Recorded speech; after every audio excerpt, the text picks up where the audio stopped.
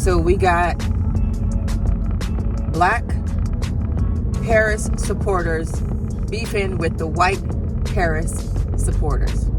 Check it out, y'all. Last week they've had clip number 4. Ariel Fodor, affectionately known as Mrs. Frazzle to her combined audience of over 1.5 million followers, is here to help gentle parent us through this election. Thank you. Hi, everybody. I am so honored to speak today. I am like shaking to just be among such incredible company. We are here because, as if you were here earlier, you've heard BIPOC women have tapped us in as white women to step up, listen, and get involved this election season.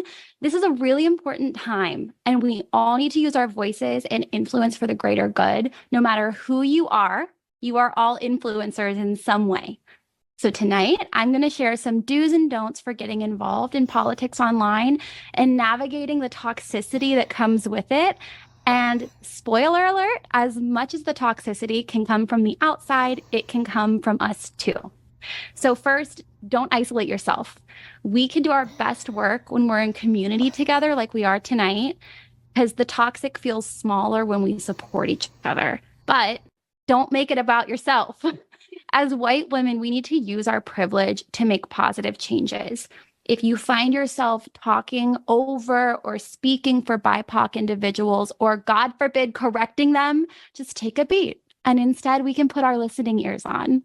So do learn from and amplify the voices of those who have been historically marginalized, and use the privilege you have in order to push for systemic change.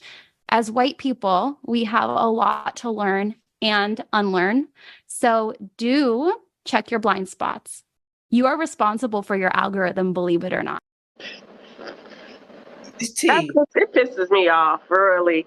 Like who the heck? First of all, who told her this crap? Who told her when Black people are talking, just shut up and listen? Who told her that we wanted to be toxic from the outside? Who told her these things? What Black people are telling these people these things? It's Black left people. Black left is the left, all of the left, white, Black. They are pushing this type of talk. She's talking to her 2 things. One thing, please, okay? That's what I would first say.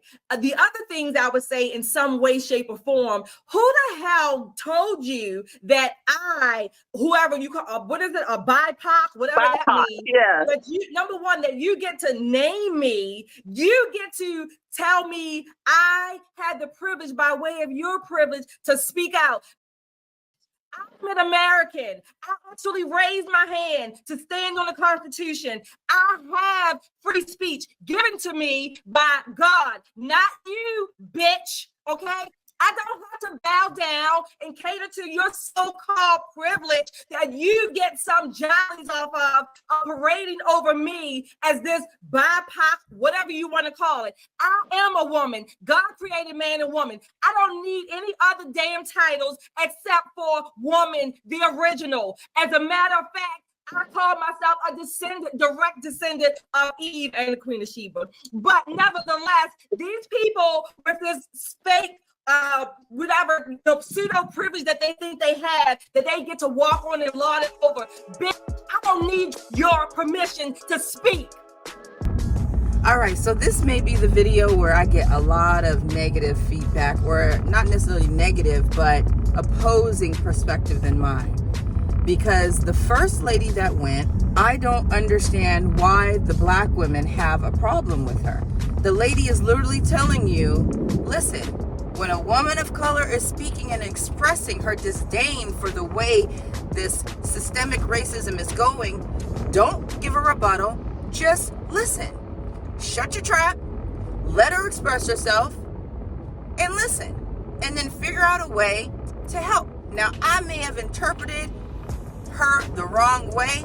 I think the sister, especially the one that kept calling her a B, I think what pissed the sister off was that she feels like this woman is trying to give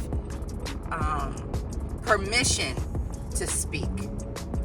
She feels like I'm an American. I have a right to voice my opinion as any other American. Just because I'm black, don't give me preferential treatment because I don't need it, because I am a citizen of this country just like you. Who the hell are you to tell me when I can't speak? So I think that's where she's coming from. And if so, I understand. I understand her being pissed. But the way my brain interpreted it was, here is a white lady who wants to teach others how this, it looked like a DEI session, honestly, a diversity and inclusion and equity session that they tried to do when I was in the Air Force, right? She's trying to teach her fellow white sisters, hey, this is how you can be helpful. Because I recognize that I have privilege, I'm going to listen to what they say. And what I'm going to do is I'm going to carry the torch for them. I told a friend of mine one time, she asked me, this is when Black Lives Matter popped off, right? She asked me, well, what can I do? Me and her were actually going to do a podcast together, and it would have been awesome because she's white, I'm black. We come from different worlds, different backgrounds, all that stuff. And we had always had great dialogue all the time. Like, that was my best friend, right? Anyways, she asked me, she was like, well, tell me, what is Black Lives Matter? And I broke it down to her. She said, well, as a white woman, what can I do to help? And I said, listen, me personally, as a black person, I don't need you to do shit. I don't need you to march. I don't need you to protest. I don't need you to do anything. The only thing I need you to do, friend, and listen up and listen and hear me clearly. All I need you to do is just be fair. If you are in charge of a black person, treat that black person just like you would anybody else, any other white person that's under you. Treat them with the same respect and have kindness and fairness with it. That's all I need you to do. That's how you can play your part. Just being fair. Don't be a part of the system holding black people back. That's how you can support.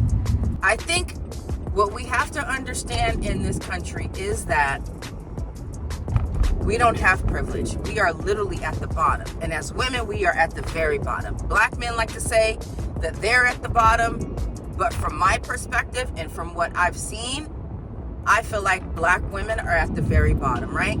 And white women are under white men. So they recognize that. They recognize that they have privilege and that they should be helping us rather than being against us, right? So that's my first point.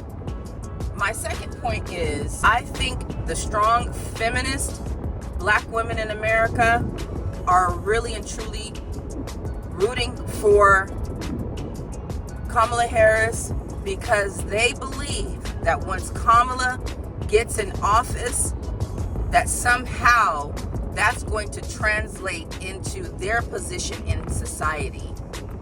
And that when Kamala is running this country, they believe that they are going to have that much more power in their personal lives and in their professional lives.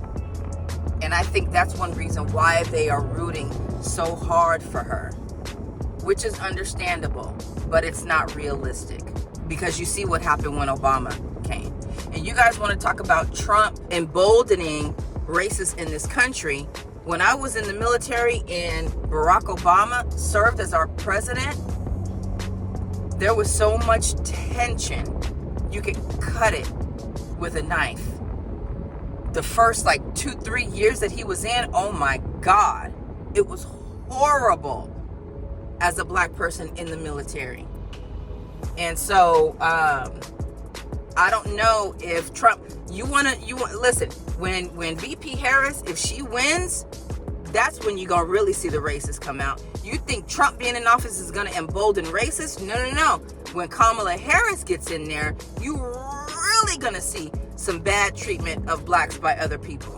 Watch and see, because I'm already feeling it just in the world right now. In real life, I've had some crazy white dudes looking at me crazy just randomly out of nowhere. They call themselves Karens for Kamala. And look, I was writing stuff down. I was like, Karens for Kamala? I don't know. Why is it so difficult, as Glennon was saying, to acknowledge and address ourselves as white women?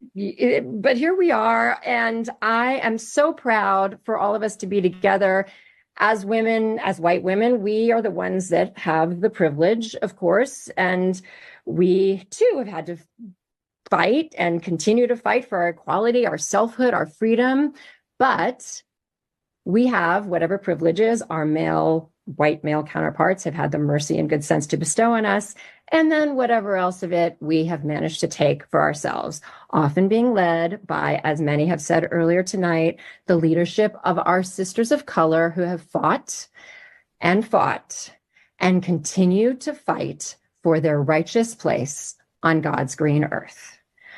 So I am here tonight embracing myself in your incredible, profound white women midst, because we've got a fucking job to do, y'all.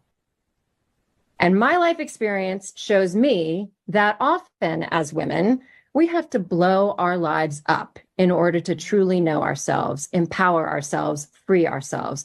This is because my life experience tells me the structures of the culture are deeply defined for us, and we must behave within the confines of these structures. Of course, these structures were created by men to benefit them, so oftentimes the only way we can break free from them is by literally blowing them up, which my life experience tells me often looks like bad behavior. But it is, in fact, an act of deep self-love. What? I need an interpreter. This is Kamala's America. Don't worry, I'll translate for you.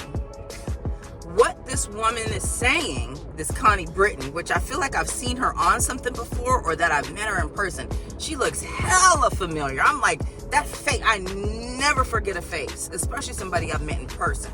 I may not ever remember your name, but I do remember faces, and I feel like I've met her or seen her somewhere. Maybe she's been on TV before, but you guys let me know if you know who Connie Britton is. I'll probably look it up later, but I don't care too much to, so whatever. Anyways, what Miss Connie Britton is saying in her Zoom call for Karens for Kamala is that, listen, ladies, we understand and we recognize our privilege in this country. We have to start using that privilege. We got to band together and help our sisters in arms, right? And we have to help build them up, right? Oftentimes, as white women in this country, and just women in general, we have to put our true beliefs, our true feelings, and all of our needs and wants on the back burners for everybody. Our husbands, our jobs, our kids, society. We have to just do what we're told, right? But in this instance, what we're gonna do is we're gonna do what's best for us for once. We're gonna take these black women who are in office and who are politicians and who are feminists and who are going to help us get to where we want to be as white women. And once we get in good with them, we are gonna make them think that we are there for them and that we care for them and that we want to better them and push their causes forward. But no. I need you to keep coming back to our Zoom meetings, because then I'm going to reveal the real plan, which is, like we do with everything else, we're going to take it away. And then we will be at the top, right? We are going to ride the coattails of all of these black political women, all of these figures. We're going to prop them up. And once they get to a point where they totally trust us, we're going to snatch it right before their eyes. And they won't even see it coming.